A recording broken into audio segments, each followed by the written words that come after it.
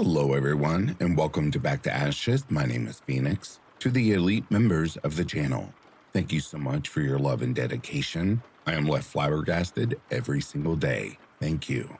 And with that being said, it is now time to go back to ashes. For once we arise from the ashes, we are a bigger, brighter, stronger, and a happier person every day.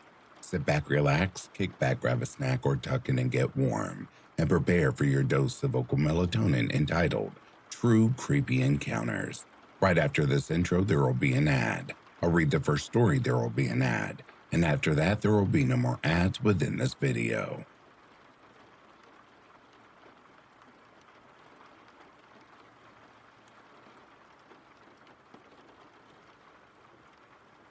I experienced something recently that hasn't left my mind. I can't tell if I'm overreacting or if something was actually wrong. Some background. I own a horse and often walk to the barn, which is about an hour away. I enjoy the forest path that leads there. It's around a 30-minute walk to the nearest main road from the barn. The forest itself isn't very large. You could explore the whole thing in about an hour and a half. I usually stick to the main road since it has little traffic and is more comfortable to walk. One afternoon, with sunset just around the corner, I walked to the barn as always. The area around it is fairly open, with maybe 2 or 3 horses.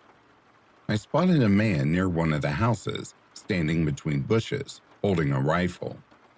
I should mention, I am from Central Europe, where guns are uncommon and require a license. That alone was strange, since I have only seen a gun once or twice in my life. I tried to brush it off because it looked like a hunting rifle. Still, something about him felt off. The second thing that bothered me was his clothes. He was not wearing camo or anything that suggested he was hunting. Instead, he had on a bright blue hoodie, a cap, and shorts. Hunting in that area did not even make sense. I've been going to this barn for 5 years, and the only wildlife I had ever seen are a few hares. I'm not even sure it's allowed. The forest is mostly used by riders, their horses, and people going on walks. He was also pacing right in front of a house, which made no sense if he was after birds or other animals. The third detail was that he had some kind of stand for the rifle. He was pacing the fence back and forth like he was trying to find a place to set it up. The fence was tall, so the house owners could not see him from their side. I stared too long while trying to figure out what he was doing, and he eventually noticed me and looked me in the eyes. I quickly looked down at the ground, trying to act uninterested, but I could feel him staring. When I was about to pass him, I was roughly 3 meters away from him. I saw from the corner of my eye that he aimed the rifle at me. I froze inside.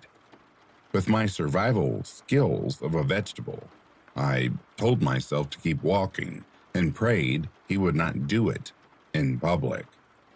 I did not run because I was afraid he would shoot. My body wanted to collapse, but I forced myself to keep moving.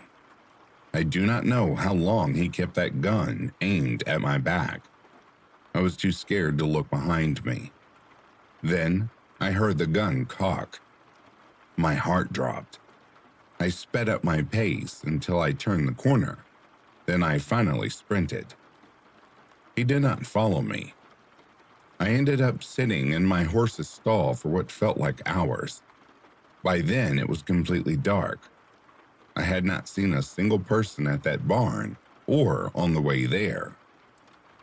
I felt completely alone. I was paranoid he might be waiting somewhere, since I might have seen something I was not supposed to. Eventually, I calmed down enough to leave, and I decided to take the forest path home, just in case he really was waiting for me on the road. I have never felt so terrified in my life. My fear of the dark was nothing compared to the fear of being shot on the way home. Every little sound made me jump. I was too scared to use a flashlight, so I moved my memory in faint moonlight. The problem was that the forest path eventually spits you out on the same road I came from. My only other option was a long walk through a wide open field, which I did not want to risk either. I only had a couple hundred meters left of forest path before it ended near the main road where I could take a bus. I took a few steps and then saw a thin red light in the bushes. A laser, I assumed, flicking around. It was not aimed directly at me, but 2 or 3 meters to my right. My gut screamed that if I take another step, I die. I have never run faster in my entire life. What is usually a 30-minute walk felt like both seconds and hours. I ran back to the barn, locked myself in the dressing room, and called a close friend of mine to pick me up. There was no way I was going out there again. I still do not know what happened. Maybe it was coincidence. I assume he would have shot me regardless, if he really wanted to, or at least would have gone after me. He was a full-grown adult man after all. He would have hunted me down, if silencing me, having seen his face and all, would be the intention. I did not hear the gun cock again, and nobody chased me, but every instinct I had was screaming danger. I still get shivers thinking about it. For anyone who knows anything about guns, is it realistic someone would actually use a laser in this kind of situation? What I saw was definitely not a sniper rifle, and I do not even know if using a laser makes sense, since it is so visible in the dark. Was I just connecting dots that were not there, or did I really outrun something life-threatening? If anyone needs more info, I will provide what I can, though some of my memory is blurry. I think I involuntarily blocked parts of it out. I'm grateful for any insight I can get.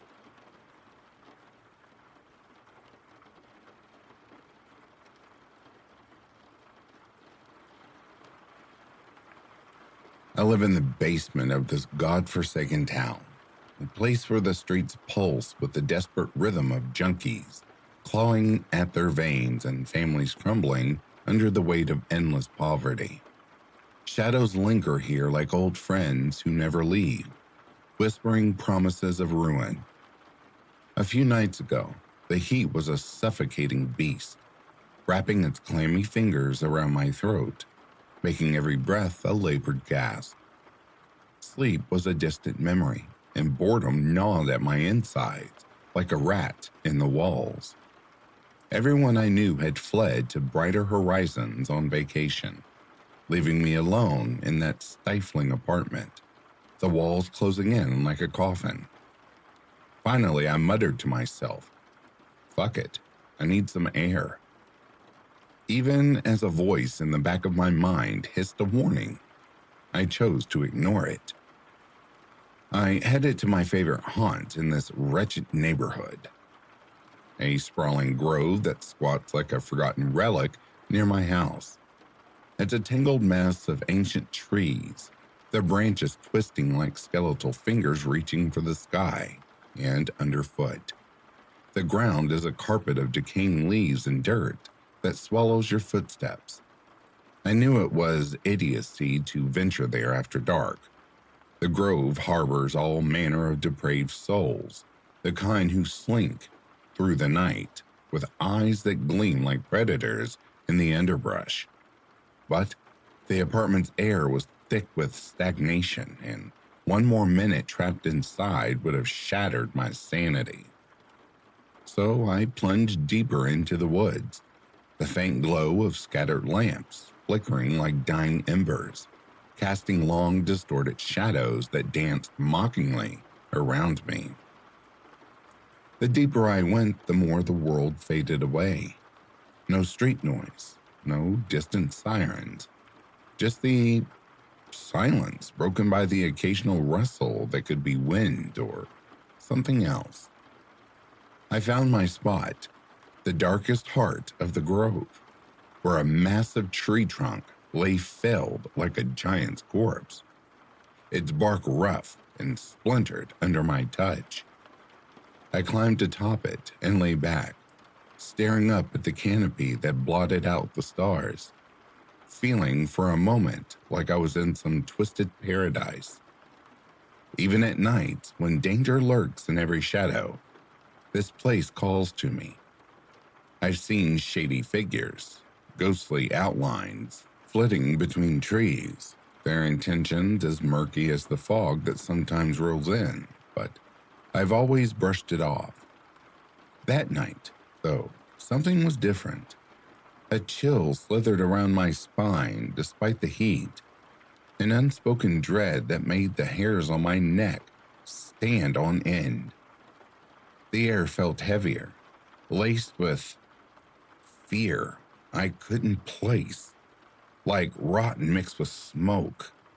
I tried to shake it off, closing my eyes to the void above, but then I sensed it, a presence, heavy and watchful. My eyes snapped open, and there he was, a man, perched on a weathered branch a stone's throw away, his silhouette hunched like a vulture. He was smoking, the cherry of a cigarette glowing like a malevolent eye in the gloom. His back was to me, and I knew, he knew, I was there. The way his head tilted ever so slightly, as if listening to my heartbeat from afar. Slowly, deliberately, he rose, extinguishing his smoke with a grind under his heel that echoed unnaturally loud. He ambled toward me, passing the trunk without a glance, then pivoted sharply, his eyes locking onto mine like hooks sinking into flesh. "Hey," he rasped, his voice a gravelly whisper that slithered through the night. "Hey," I muttered back, my mouth dry as dust. "Mind if I sit a little?" He didn't wait for an answer, just loomed closer, his bulk invading the space around me. I sat up straighter on the trunk, every instinct screaming to bolt, but my limbs felt leaden.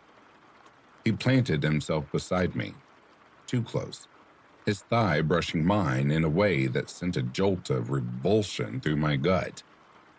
He was in his 40s, maybe older, with a round belly straining against his tank top, but his arms were thick, corded with muscle that spoke of hidden strength, the kind that could pin you down without effort. His face was a mask of decay, sallow skin stretched tight over sharp bone, eyes sunken and bloodshot, gleaming with a hunger that made my stomach twist. His teeth, when he grinned, were yellowed stumps, jagged like broken glass, and a faded hat shadowed his brow, hiding whatever madness lurked in his gaze. He launched into idle chatter, his words dripping like oil, talking about the summer's merciless grip, his dead-end job in some forgotten warehouse, the heat that drove men to desperation. I responded with grunts and monosyllables, hoping to bore him into leaving, but his eyes never left me, probing, assessing, and at one point, he glanced at his watch, the dim light catching the grime under his nails. He drawled, sarcasm curling his lips into a sneer. "Gets pretty late, pretty easy, huh? Time slips away in the dark, doesn't it?" Then, without warning, his questions turned invasive. "You work out?" he asked, his tone casual but his eyes sharpening like blades. "Some," I said, truth spilling out before I could stop it. He reached out, his fingers cold and calloused, grazing my arm, squeezing as if testing livestock. I froze, my skin crawling under his touch. I'm what you'd call skinny fat, some muscle hidden under a layer of softness, unremarkable in clothes. But he lingered, his grip tightening just enough to hint at the power beneath. "Not bad," he murmured, his breath hot and foul against my ear, reeking of stale tobacco and something sour like unwashed secrets. Emboldened, his hand wandered to my side, fingers pressing into my abs, prodding the flesh there. Where'd that fat come from?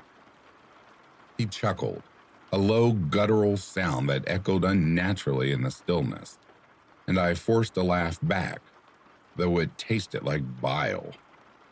But he didn't stop. His palm slid to my back, tracing downward inch by insidious inch, toward places no stranger should venture. A wave of nausea hit me, and I shoved his hand away. "Knock it off," I snapped, my voice sharper than intended. He chuckled again, deeper this time, like he found my resistance amusing, a game to him. Undeterred, he repeated the motion, his fingers creeping lower while his other hand brazenly adjusted his crotch, the fabric tinting in a way that made my blood run cold.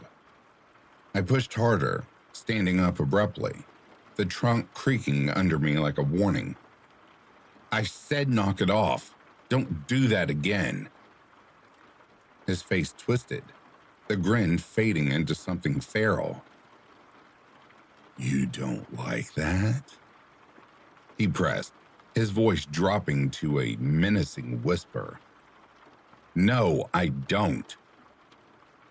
"Are you sure?"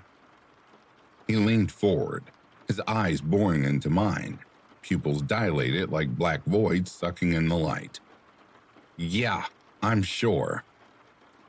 Aggression flared in his tone, his words spitting out like venom. "You don't like anything at all. Anything? Anything." Each repetition hung in the air, heavy with implication, as if he were testing the boundaries of my fear, probing for weakness. I spun around, scanning the darkness, trees looming like silent witnesses, no escape routes near. Running would be suicide. He'd overtake me in seconds, his bulk bellying a predator speed. My mind raced with visions of what could happen, his hands clamping down, the growth swallowing my screams. I faced him, forcing calm into my voice. "So what do we do now?" "I don't know," he echoed, mockingly. "What do we do now?" "Are you gonna hang out here?" "Yeah? What do you want me to do?" His lips curled, revealing those rotten teeth again. "All right, maybe I'll leave then." "All right, maybe you'll leave then," he mimicked my words, twisting them into a taunt. "We good?" "Why wouldn't we be good?" His eyes glittering with dark amusement, as if this were just the prelude to something worse. "All right, have a good night." The words felt hollow, a desperate plea disguised as farewell. I turned and walked away at a measured pace, every step a battle against the urge to sprint. The ground seemed to shift underneath me, roots snagging at my feet like grasping hands. I didn't hear footsteps behind me, no crunch of leaves, no heavy breathing. But that silence was worse, a void where pursuit could hide. When I was far enough, I risked a glance back. The trunk was a distant shadow, and he was gone. Or was he? The darkness played tricks, shapes morphing into threats. I reached a rickety bridge spanning a dry creek bed, where a cluster of figures loitered. Night wanderers, their faces illuminated by phone screens like ghostly masks. They stared at me, eyes narrowing, and I realized how I must look. Face slick with sweat, eyes wide with terror, breath coming in ragged bursts. I descended the stairs, each creak amplifying my paranoia. At the bottom, I glanced up, their silhouettes etched against the night sky. Then, another form materialized, descending the stairs with deliberate slowness. A hat shadowed its head, and the outline of a tank top clung to a bulky frame. 90% sure it was him, that same predatory gait. But doubt gnawed at me. Why follow me? Why follow now? He had me isolated, vulnerable on that trunk, where no one could hear. Unless the chase was part of the thrill, the slow unraveling of my nerves. Paranoia bloomed like poison ivy, every rustle a footfall, every shadow his lurking form. I quickened my pace, veering away from my usual path home. The last thing I needed was him tracing me to my door, waiting in the alley like a patient spider. The streets blurred as I power-walked, heart hammering until cars whizzed by, their headlights piercing the night like accusatory stares. 15 minutes stretched into an eternity, my mind replaying his touches, his words, imagining worse outcomes, his hands closing around my throat, the gross silence as my tomb. Finally, I reached the square, a bustling hub even at this hour, teeming with late-night revelers and idling vehicles, a fragile sanctuary of light and noise.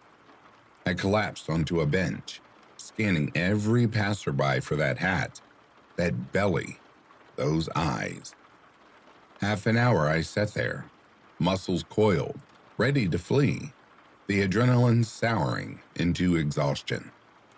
When I deemed it safe, or as safe as this hellhole ever gets, I slunk home, every corner a potential ambush. The door clicked shut behind me, but the lock felt flimsy, the walls too thin. I collapsed into bed, but sleep was fitful, haunted by dreams of shadows closing in. Enough adventure for one night, I told myself, but the unease lingers, a sinister whisper in the back of my mind. What if he's still out there, waiting for the next heat wave, the next fool who can't sleep, or the next person to take a long walk through that grove?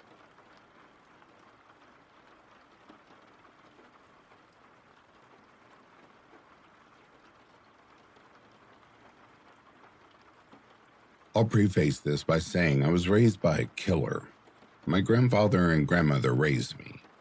When I was 17, my grandfather stalked, kidnapped, and murdered my grandmother because she wanted a divorce. I also married my ex-husband at 22, later to find out that his dad was a prolific pedophile, raping his sisters as young as 6 years old. Both are in prison for life, but these are men I was extremely close to.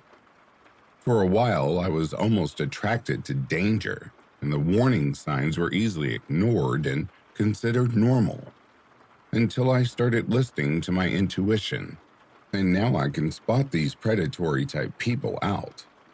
They know I recognize them. It's like an unspoken thing, like when you're at a party and you and someone else see something funny but don't know each other well enough to say it out loud, so you just look at each other and kind of laugh telepathically. It's only happened twice, as I don't really get out like that. And to be frank, there aren't that many people like this out there. And if they are out there, I'm not adept enough at pointing them all out. But I could tell almost immediately with this man. My mom's friend is a truck driver, My mom has been taking my daughter to play with his daughter on little play dates. They met at a church group. Come to find out later that this church group is a weird extremist version of Christianity where they believe all white people are evil, and they are the chosen ones rather than the Jews and a whole bunch of other weird shit. It's a cult, basically. I became uncomfortable with my mom taking my daughter to these play dates once I realized how disturbed their combined beliefs were. I didn't want to cut off the play dates cold turkey for the sake of the kids, so I started taking time off work to join them and told my mom he wasn't allowed around my daughter without me being there. When I first met him, he was very charming and sweet, funny, but annoyingly jolly and clearly trying hard to appear innocent and sweet. He used a soft voice to make me comfortable and incessantly talked about being protective to make himself seem more manly. He told me weird things like that his daughter wasn't allowed to wear pants and only dresses. Then he kept offering me drinks, one after the other, while we were hanging out with our kids. Not a big deal, but I'm not a drinker, especially not on play dates, and made that very, very clear to him. While we were sitting down watching the kids, at the beach at this time, he set up a little blanket area and told me I could come closer. I did not know how to react other than to say I needed to sit where I was sitting to see the kids better. I already had been sitting on my own blanket. He kept pushing and said I could see them from here. Here being basically on his lap on the blanket he set up. He stared at me silently for what seemed like an hour before I scooted slightly closer to him to not make things more awkward for everyone around. I sat on the edge corner of the blanket and tried to avoid eye contact and focused on the kids, being sure to stay a little further and not have him get closer. I got weird vibes, but figured he was obviously weird because of his culty beliefs and just shrugged it off as him being odd. But my gut was burning for days after that first meeting. I also noticed that he spoke really badly about women, especially his kid's mom. I figured he was just a misogynistic weirdo. He went on a truck run, and when he came back immediately, he wanted to get the kids together again. I told my mom that I had to be there, so we arranged a date and time when I was not working. We went to a paint studio for the kids, and again, the whole time he was offering me drinks. At an art studio, for kids, where no drinks were served. He even ran to a bar to go get a drink, and then brought it into the children's art studio. A handful of beer as he was surrounded by kids, painting bluey portraits. It was bizarre. We went from the art studio to a trampoline park, and as the kids were joking around and jumping and playing, he repeatedly picked me up and threw me into the foam ball pit, despite my clear discomfort, and telling him I wasn't feeling well and asking him to stop. He then pulled me down on top of him while he was laying on the trampoline, to which I got very upset and stormed off, taking my daughter with me. At one point before that, I had gotten a friction burn on my wrist from sliding down the trampoline too fast, and he took my wrist and grabbed it hard, then pressed down on the open sore to taunt me. I don't know if this man is just socially awkward or disturbed or what, but my body has never physically reacted so strongly to such a person besides my ex-husband's father, who was a convicted pedo, by the way. I could not sleep for days. I started smoking cigarettes again after 10 years since I quit. My thoughts were racing constantly. I called my brothers and started telling them how odd it was, but ended up crying at the end of our conversations out of pure fear. My stomach was shaking. This lasted for about 2 weeks. Obviously, can't say if he's a serial killer, but the truck driver occupation paired with his obvious devious nature is just not something I want to fuck with.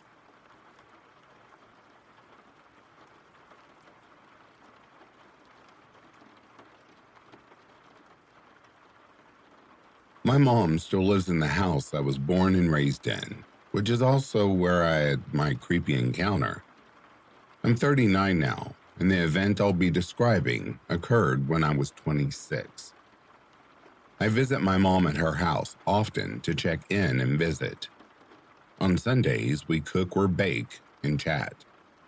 On one particular Sunday, my mom mentioned she had borrowed a pan from her next-door neighbor, who I'll be referring to as Nora. Nora had been my mom's next-door neighbor for as long as I'd been alive. Nora lived with her husband in that home up until they got divorced around 2000. My mom was busy trying to prepare a meal, so I offered to take the pan back to Nora. As I approached Nora's house, I noticed her car in the driveway. The back rear tire was flat, and the inside of it was a complete disaster. Since her divorce, Nora had become more reclusive, and I had not actually seen her in about a year, though I spoke about interactions she had with her from time to time. I noticed the front window shades were closed as I knocked on the door. I waited a reasonable amount of time before knocking again and ringing the doorbell after getting no answer the first time. Following the doorbell, I heard something faint coming from inside the house. It sounded like a dog whining and then some shuffling, but it sounded far away. I listened for a period of time and knocked again, this time also calling out, "Nora, I have your pan." I thought maybe Nora wasn't feeling up to talking with anyone, but I also had a really weird feeling as I stood on her front porch. I kept thinking I heard shuffling inside and had a weird sense that something was on the other side of the door. Getting a little uneasy, I knocked and called out one more time. Nothing. Unsure of what to do, I left the pan by Nora's door and walked back to my mom's house. Once back inside, I described what happened to my mom and the weird feeling I got. My mom didn't seem concerned and said that Nora would often stay inside her house without talking to anyone for weeks at a time. About 3 hours later, after having finished cooking, my mom and I were in her front yard looking at her garden. She was fussing about picking at weeds when I heard Nora's garage door open. There was a pretty large tree between my mom's and Nora's property, so I couldn't really get a good view of the door opening. A few moments later, I saw a dark blue SUV backing out of her driveway and turning in a way that meant it would be driving past my mom's house. I never knew Nora to have an SUV, so I couldn't help but look as the car started driving past my mom's house. As it did, I saw the driver's side window was open, and a 30-ish-year-old male was driving. As he drove past, the man stared at my mom and me and appeared to be almost glaring. I asked my mom if she knew who he was. She told me she didn't know his name, but that he had been staying with Nora for a couple of weeks, and that he was kind of weird.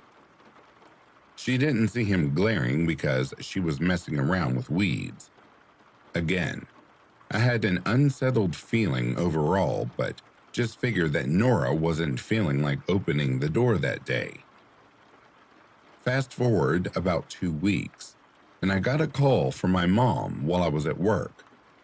She left a voicemail, and when I heard the message, my stomach dropped. Her voice was kind of shaky, and she told me that Nora had been reported as a missing person by some out-of-state family. I found out later that local police had enough information to force entry into her home. Inside, They found evidence to suggest someone had been gravely injured inside. Testing later revealed that blood found in the home belonged to Nora, and according to the police, there was a lot of it. Also missing was Nora's golden retriever, Bo. Through various interviews and bank statements, the police investigation uncovered that the man who I had seen leaving her house that day had spent tens of thousands of dollars in her savings account. The guy had allegedly admitted to his wife that he murdered Nora and hid her body. He was convicted, and part of his plea deal stated he had to reveal where he buried her, though he still hasn't to this day. The worst part for Nora's family is that this guy was supposed to be in prison when he killed her. He'd somehow been mistakenly released early on drug trafficking and possession charges. So, that's my creepy encounter. I sincerely feel like that creepy fuck was watching me through Nora's peephole as I knocked on the door.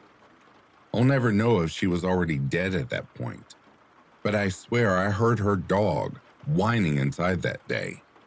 It still creeps me the hell out when I think of that day and the way he glared at me as he drove right past my mom and I.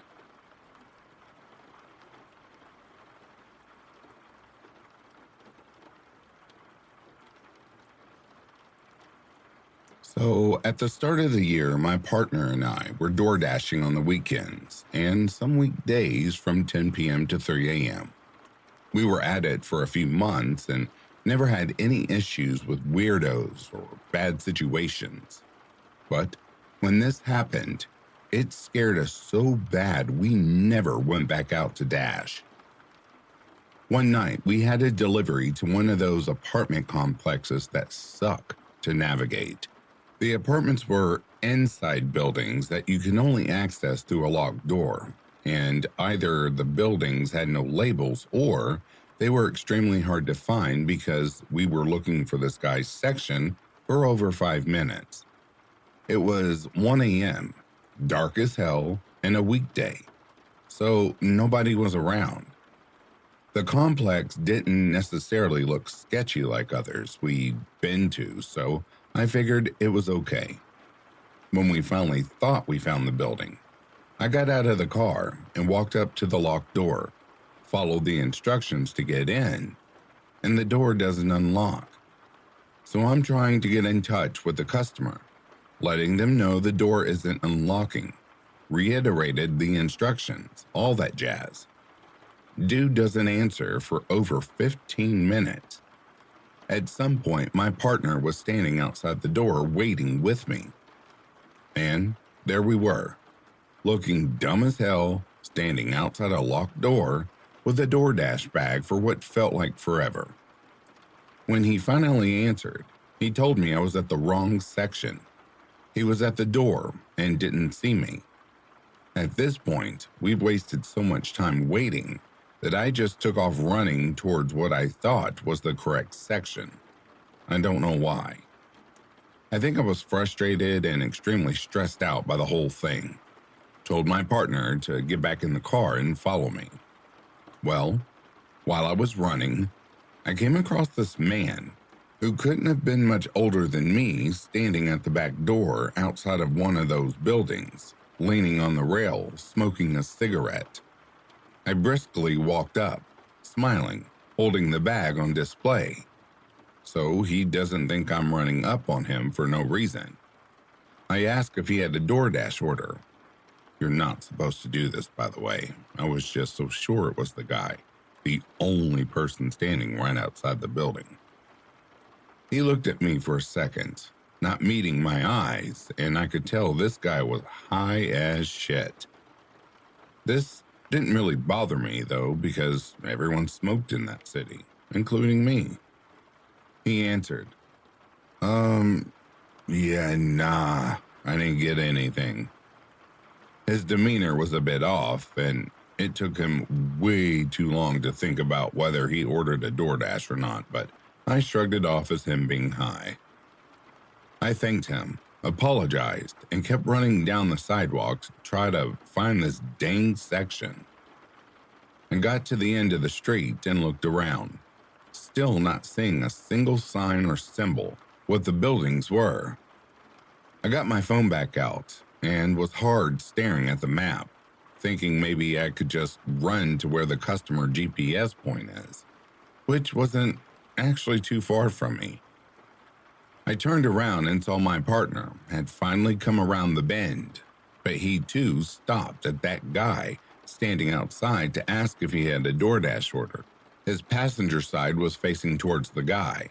My partner had the window rolled down, I guess asking him or talking to him. I don't see this man actually say a single word to my partner, but I do see him get off the rail and start walking to the driver's side of my partner's car, one hand in his front sweatshirt pocket. A sickening feeling instantly rose in my gut. It's so hard to describe because I had never felt anything like that before. My heart was beating so fast I couldn't feel it. My throat was tight. I felt such an immense sense of dread. Every part of me screamed danger. I was sprinting at the car before I even realized what I was doing, and I still clearly remember thinking to myself, No, please don't hurt my baby." I managed to reach the car right as the guy was rounding the front bumper, and, with adrenaline flooding my system, I got between him and the driver's side door he was approaching. I all but thrust the DoorDash bag in front of him with a big, fat, fucking fake smile on my face. I can't remember the tone I used, but I know I was insistent and said, "This is your order, right? I'm so sorry, I was really confused by the complex." He pauses for a moment before taking the bag and going, Yeah, this is mine. My bad. I'm high as fuck." And went back inside the building he was standing outside of. I immediately got my ass back in the car, locked the doors, told my partner to take us home now, and we were done for the night. I couldn't stop shaking. After about 10 minutes of a very quiet drive, the actual customer from the dash we just did texts me, "Hey, it says delivered, but I didn't get it." I just let him know I was sorry, something went wrong, and I was working with DoorDash to get him a refund or a new order. Once we got home, we did get it all sorted out, but it didn't matter. We ended up deleting the apps and never doing another delivery again. At the time, my partner said he didn't feel threatened, but when we talked about it recently, he admitted that night was why he never wanted to dash again. Honestly, I don't know if that guy had malicious intentions. The whole thing was really unsettling, and I will never forget how he approached the car with his hand in his pocket, the way he did.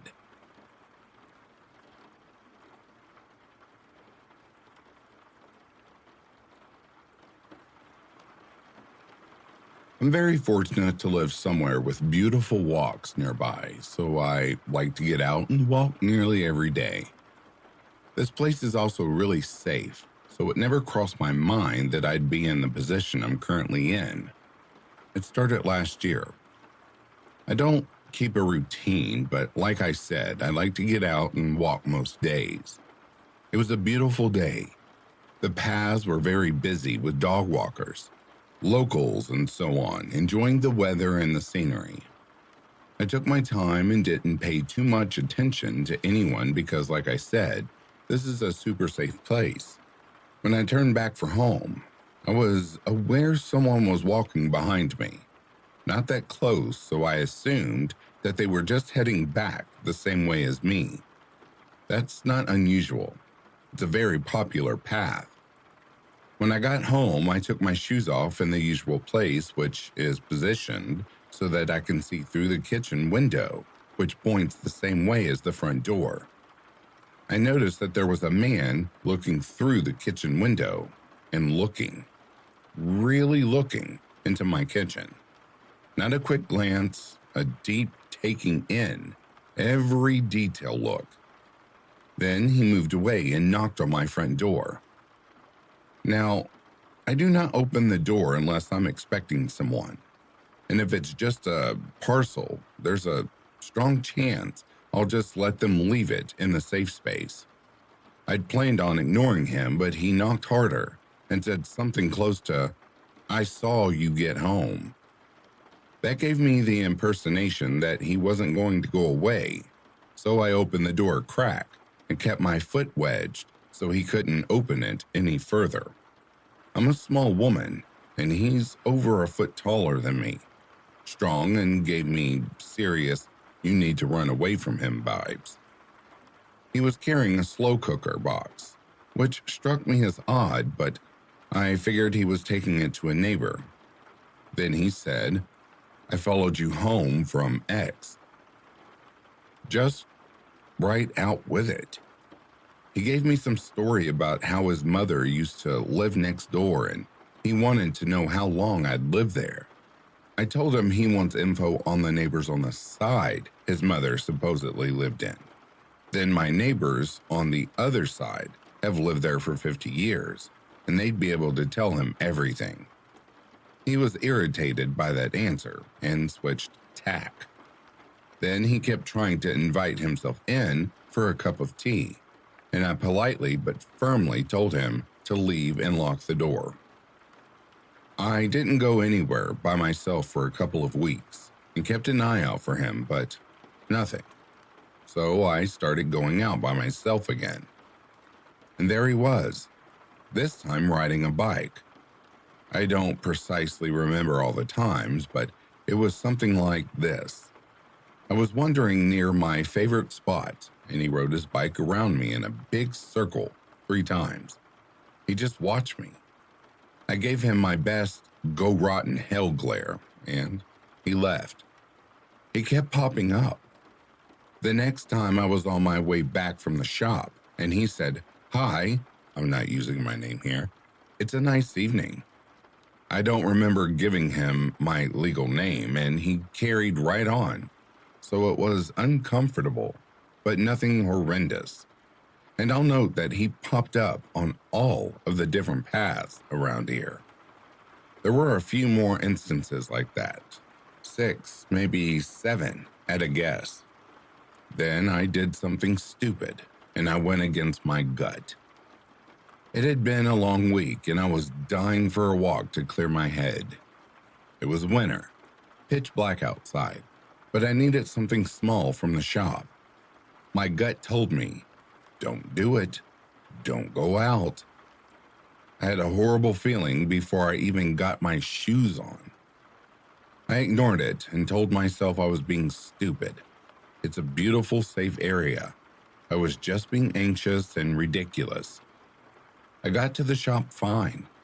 I hurried along and went to the place where he'd ridden circles around me, as it's the start of a loop that's short but beautiful, which was what I needed. My gut kept telling me it's bad. Don't do it. Get home. But I hurried along. Then I was at the very darkest point, completely alone, and I saw a light coming toward me. A bike light. Of course, it was him. Now, I'll add at this point that I'm very unflappable. I've been in bars and the like where guys get grabby. I've had guys much bigger than me threaten violence and try to steal from me. Every time I squared up to them and gave strong, "try it and I dare you" body language. They cursed me out and I left. I was completely unfazed. That night, though, I was seriously rattled. The vibes coming off this guy are bad, and I do mean really bad. So I was cornered, nowhere to go but to finish the loop. He rode around me, settled in to ride next to me where he mentioned my address, my legal name, my pets, and gave me some history of his life before he started pushing how lonely he was. So very lonely. Won't I be his friend? He really, really wants me to go to his place for a cup of tea. Then he casually mentioned how he'd watch me take my rubbish to the bins, which was something I dismissed. I don't know how I didn't see him, but I didn't. I told him my husband was expecting me home, but he didn't believe I had a husband. I was polite with minimal responses until he gave up and rode off, clearly irritated. I was really rattled. I rushed home and told my husband, who was surprised it had bothered me so much because of the other stuff I mentioned above. He witnessed a lot of that and saw how unfazed I was. We agreed that I wasn't going anywhere alone. That was a few months ago. I said to my husband last week that now it's been a while and the paths are getting super busy again. It might be safe for me to walk alone at the peak busy period. Then, a few days ago, we were sitting on a bench enjoying the scenery when I felt this guy rock up. He stood about 20 feet away and just stared at us for a good 5 minutes. We didn't acknowledge him. We felt it was better that way. I should note that my husband's around 6'2" and looks rough and ready for a brawl. He'd take down anyone who worried me without a second thought, so I'm really lucky for that. But obviously, we don't want to start a fight out of nowhere in public. We're not stupid. When the stalker guy rode off, my husband said to me that he understood what I had been talking about. The vibes from stalker guy were seriously creepy. They set my husband on edge. So that's how I returned to never leaving home alone. Again. And there's nothing I can do about it, because the police aren't going to act on it. What was I supposed to tell them? Hey, there's this guy and he seriously creeps me out. And my husband's not going to risk legal action against him by getting into a worthless and very stupid fight.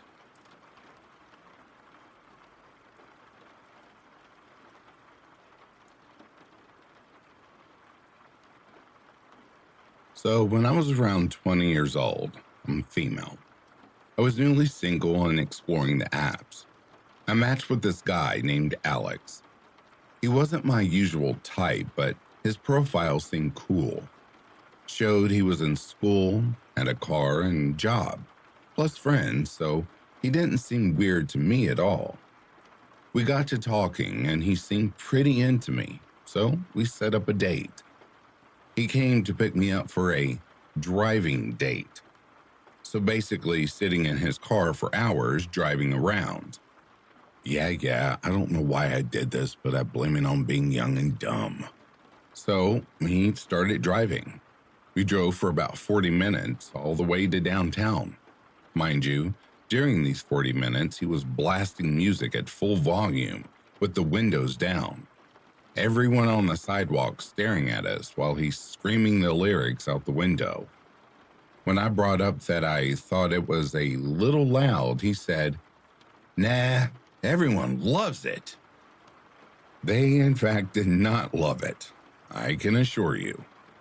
Anyways, we get to the heart of downtown and he parks outside a very famous and prominent tower in the city and gets down on the ground and just stares at it. No warning, nothing. This is where I started to think he was a little strange. He then hopped up and said, "Let's go get some food now." It was just very strange.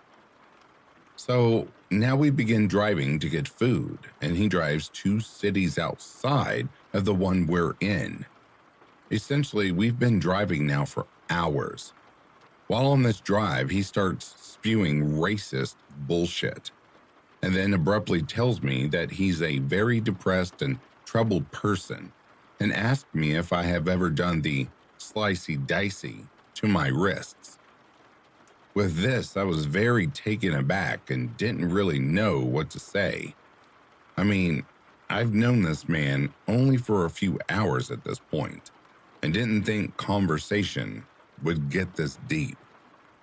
He confided in me and told me he had been hospitalized before for SH.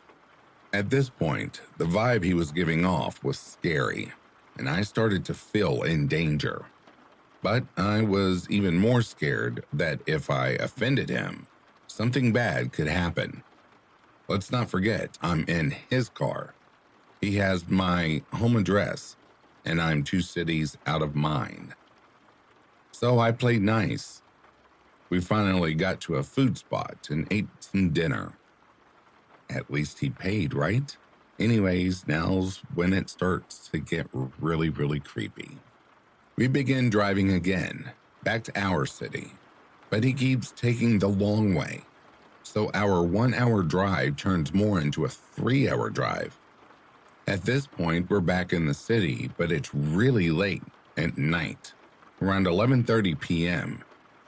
This is when he goes into a dark neighborhood, and he starts driving very fast around tight roads and corners.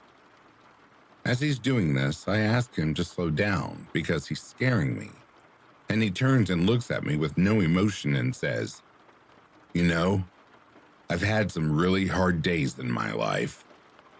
And I said, "I know, you told me. I'm so sorry." Then he said, "I used to hurt so bad that I would come and drive my car just like this and kill squirrels so something else could hurt as much as I did." I was in shock. I was honestly very terrified with what he said, and not to mention his strangeness from the start. All I could do was ask if he still did it, and he said, "No, not anymore."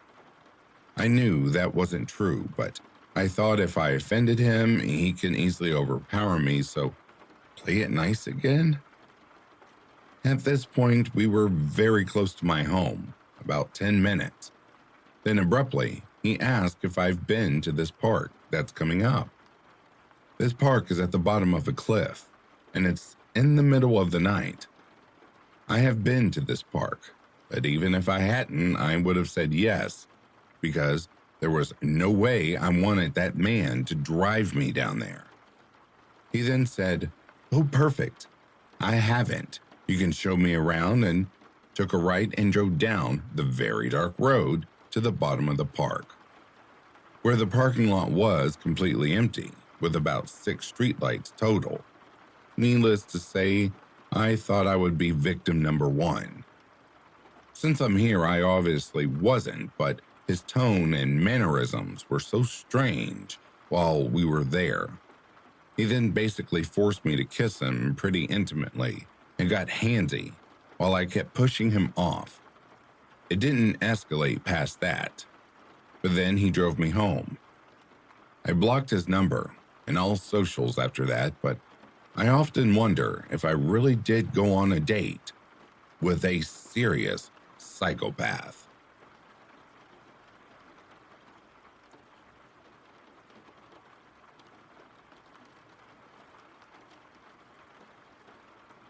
And that, dear listeners, brings a close to these true creepy encounters. I'd like to give a shout out to the rest of the membership of BackToAshes. Thank you all so much for your dedicated support. I always say it. Without you, I wouldn't have a voice, and BackToAshes would not exist, because I would be sitting here talking to the void. So thank you so much for everything you do in supporting the channel. If you are sleeping, I hope Slumberland is treating you comfortably. If you are awake, I hope you've enjoyed these selections. Until next time, please stay vigilant and take care of yourselves. I'll be reading to you soon. Have yourselves a good morning, a good afternoon, or a good evening. Peace, love, and light to you all.